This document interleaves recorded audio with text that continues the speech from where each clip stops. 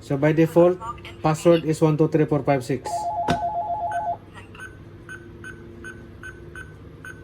Press 1 for administrator settings. Press. Press 1 to add You have to change. You have to change the admin first. Then put administration In this case, I information. will try to change 4, 5, 6, 7, 8, 9.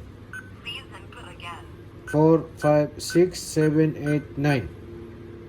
0, 0, 1. So 4, 5, 6, 7, 8, 9 is saved. Input. Press 1. I have to go again admin. Input unlock. Start hash 4, 5, 6, 7, 8, 9 hash.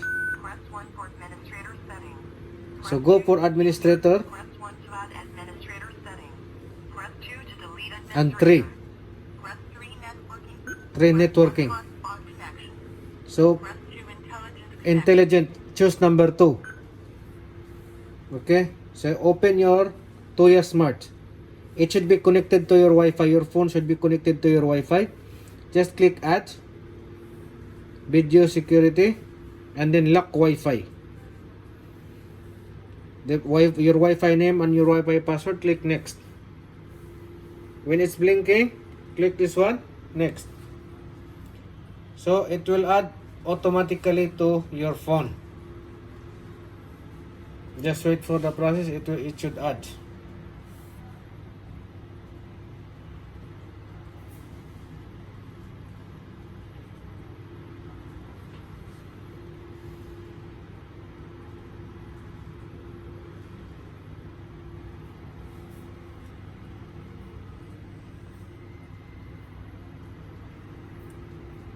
Successful.